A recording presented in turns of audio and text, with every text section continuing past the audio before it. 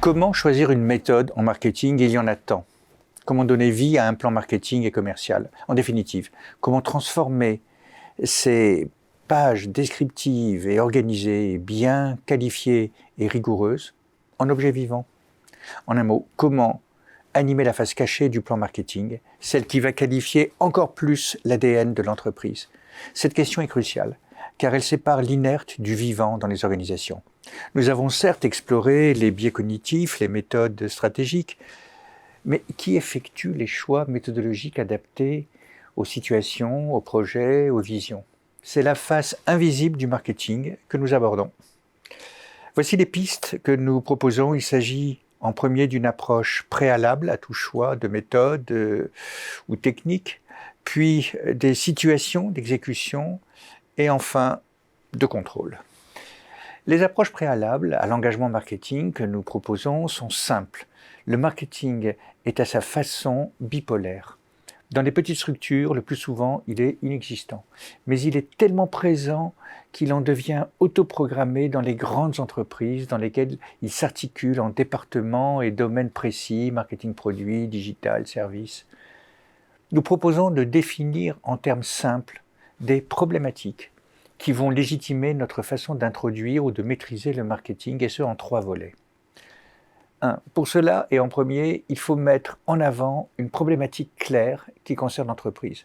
Une problématique est la combinaison d'une thématique générale inscrite dans des circonstances, un environnement donné. Par exemple, adapter les prix en situation inflationniste ou communiquer suite à des retours de marchandises dangereuses. Ou encore, s'étendre aux USA sans avoir le moindre réseau sur place actuellement. Aussi, envisager le développement ou la suppression d'un produit qui perd bientôt sa protection juridique d'exclusivité par des brevets. Ou également, motiver les commerciaux alors qu'il y a trop de nouvelles offres. 2. Ensuite, et seulement alors, établir un chemin adapté et évaluer l'intérêt de notre solution. 3. Abandonner, adapter ou mettre en œuvre nos actes sous contraintes précises de temps et de rentabilité et de trésorerie, en particulier de court terme. Nous passons alors à l'exécution, à savoir piloter cet engagement marketing et voir quelles autres actions il pourrait éclairer dans l'entreprise. L'approche des 4 P est une des approches possibles parmi les plus connues et efficaces. Enfin, le contrôle doit seulement s'appliquer aux évolutions, mais aussi à la qualité de la proposition issue du marketing, mais qui ne saurait désengager sa responsabilité des résultats, quelle que soit la raison invoquée, et elle ne manque pas. Le critère principal est assez difficile à évaluer puisque c'est ex post la valorisation de l'actif immatériel dû à l'action marketing. Vous voyez bien qu'aucun outil marketing précis ne s'inscrit à l'évidence dans cette action car le choix des outils ne suppose que 2 choses.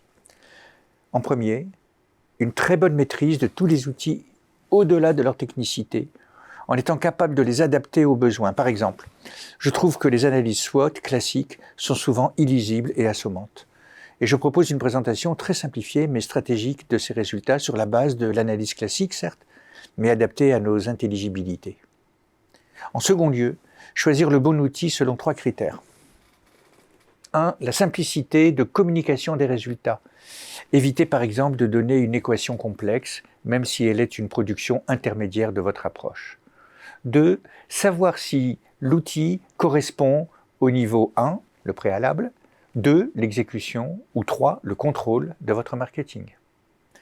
Enfin, pouvoir le faire évoluer en fonction des mutations du thème, digitalisation par exemple, ou de l'inscription, sortie de l'inflation, développement de contrats ou stabilisation des prix. Vous pouvez maintenant faire utilement votre marché.